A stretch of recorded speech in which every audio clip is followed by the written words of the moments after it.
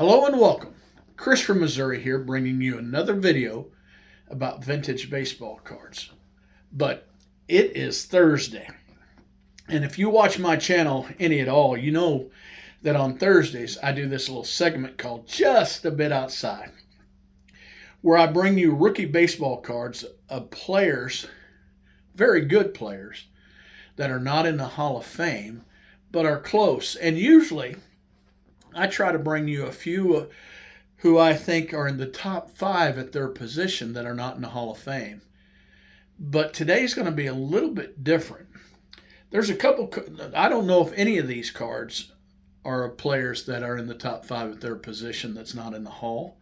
Maybe one or two of them are, and maybe it'll just get you to thinking. But I know there's two that I want to bring to you that have our own little story, and maybe you'll find interesting, and maybe you'll be able to educate me a little bit about these players. Now, I can't tell you how much I enjoy the comments and the messages that I get about this show. I'm telling you, you guys that comment and watch this on a regular basis, I think I truly would like to hang out with more than content creators and other YouTubers, and I feel like we have a connection.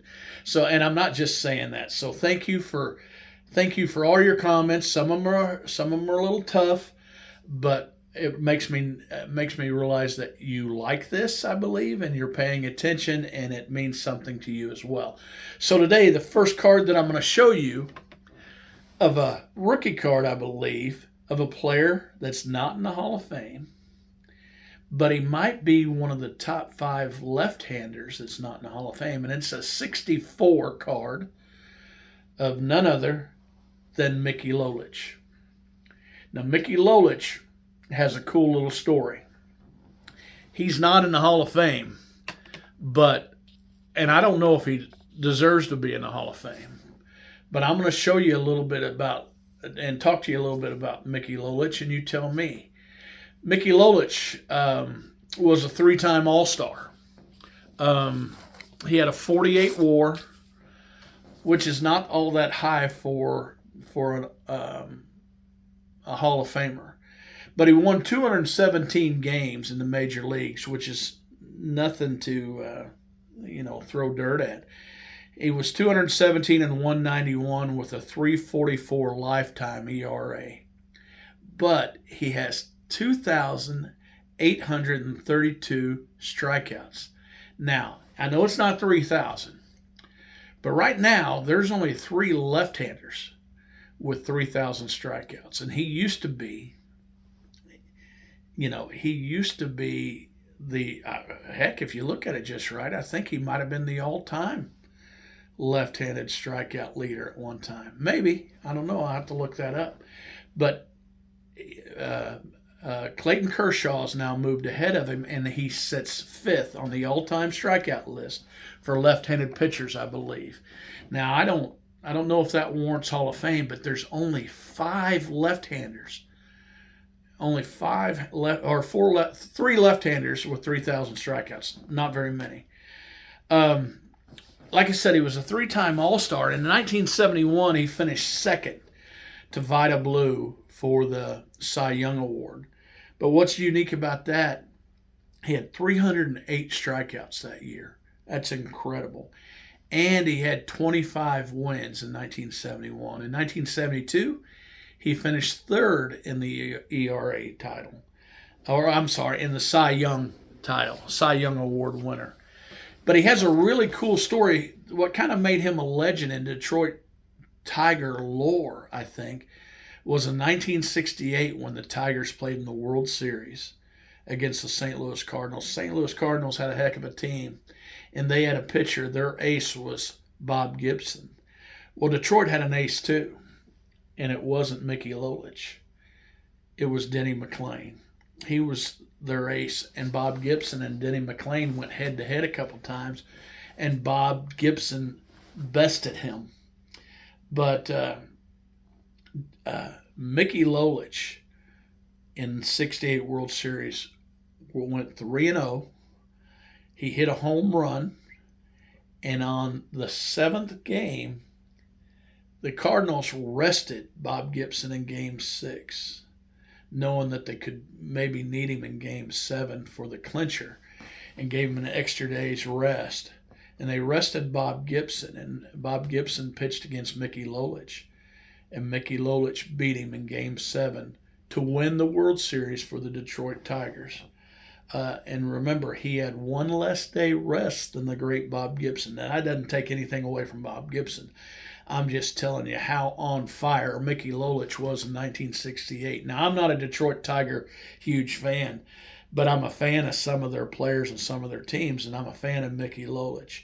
Now, I love scrolling down and looking who they're close to on Baseball Reference, and I have a couple of you that have told me you don't like that at all. But that's you. This is me.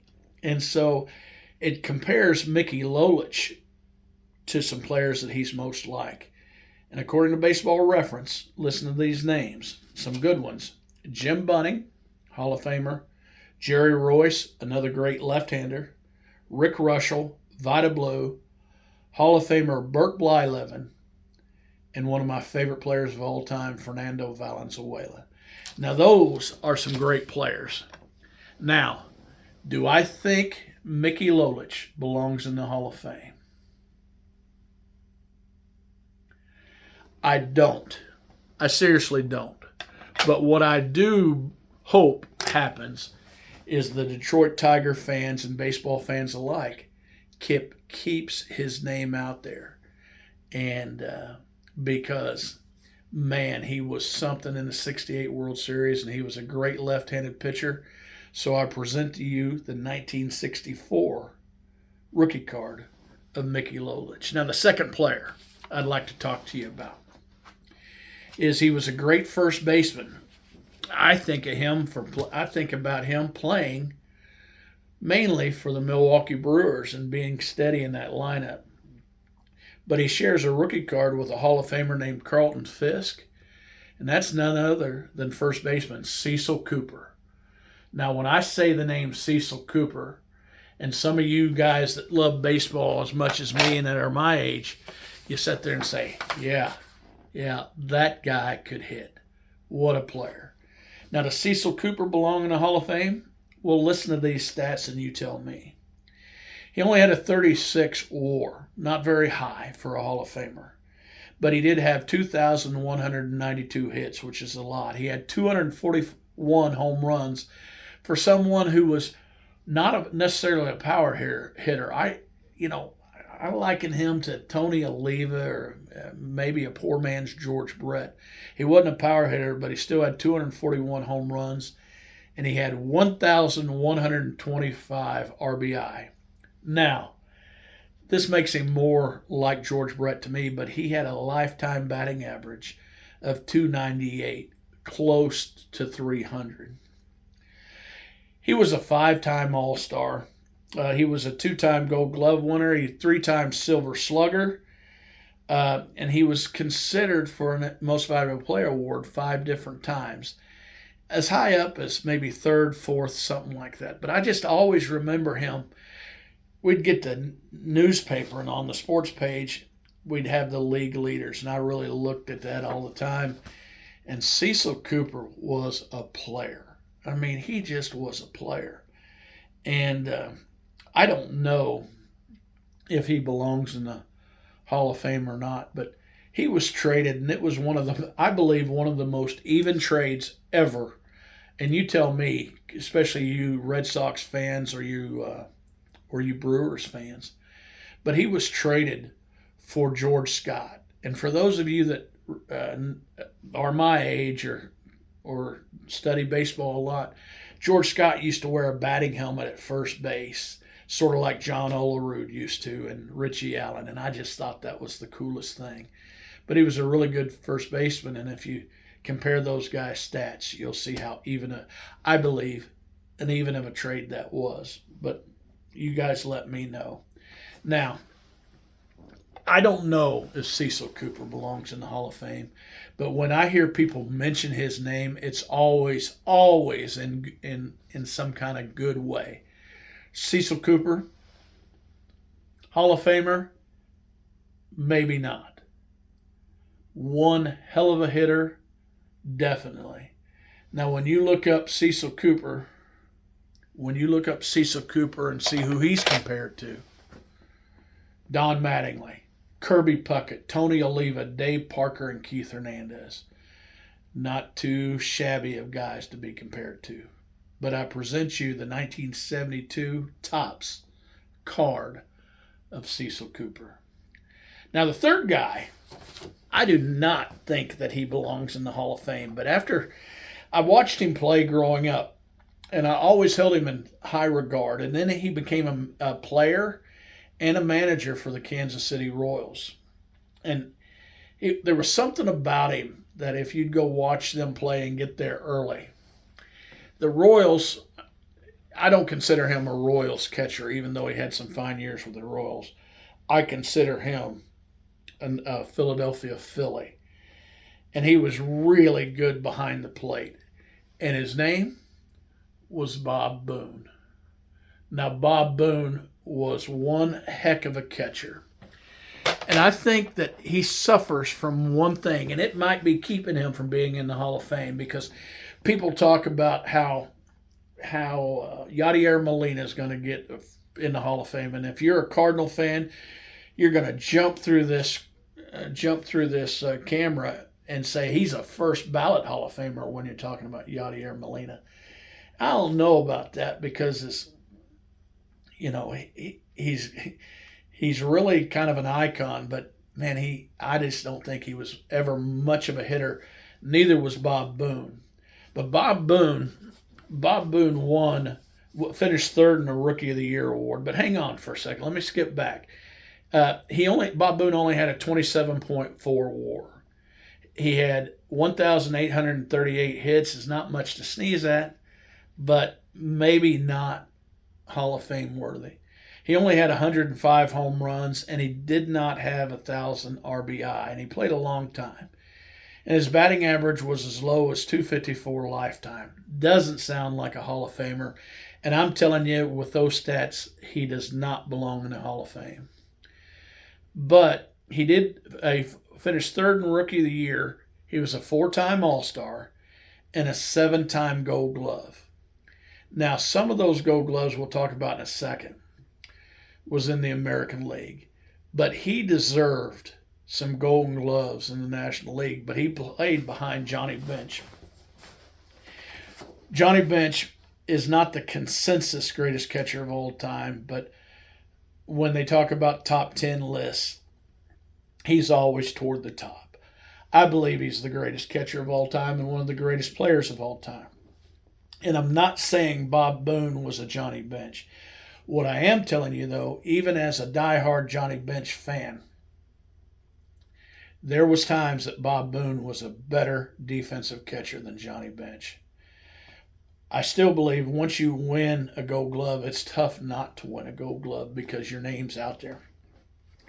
And I believe had it not been for Johnny Bench, Bob Boone would have won 3, 4, 5 more Golden Gloves, and maybe would have had the most Golden Gloves of all time.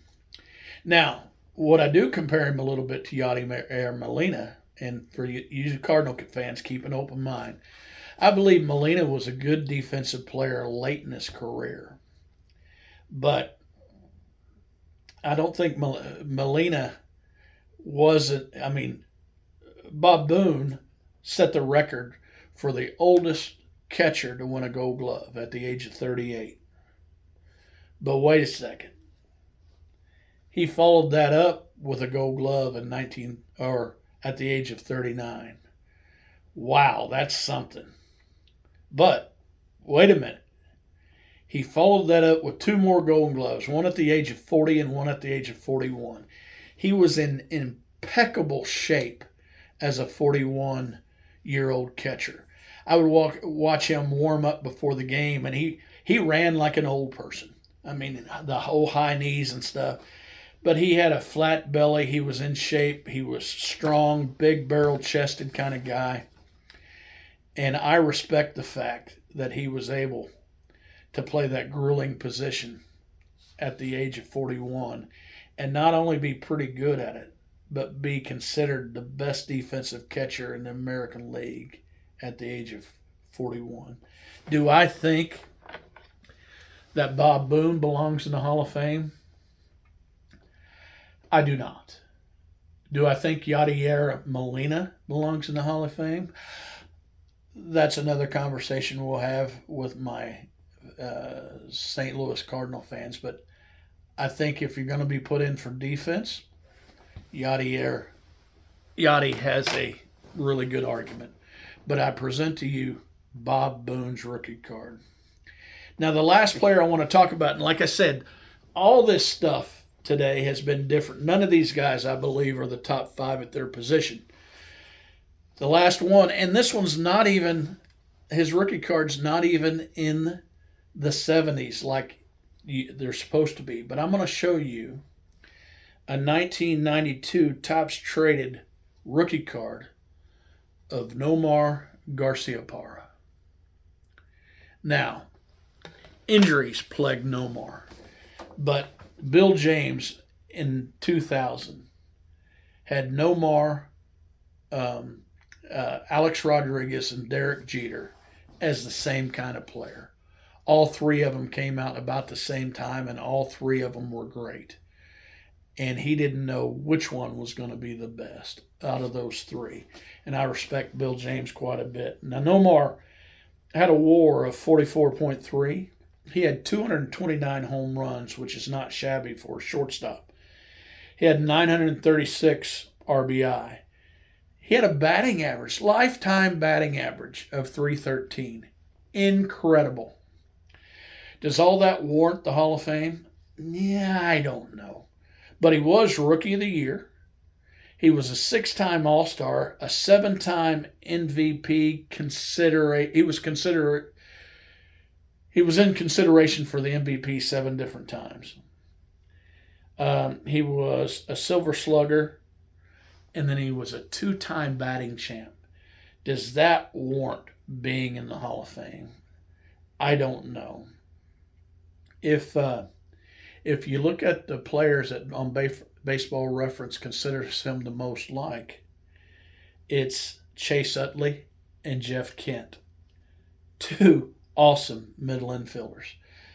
Now, Nomar, and you guys help me out here because I know he's loved by the Red Sox still, and loved, I believe, you tell me, and I believe he's loved by the Dodgers.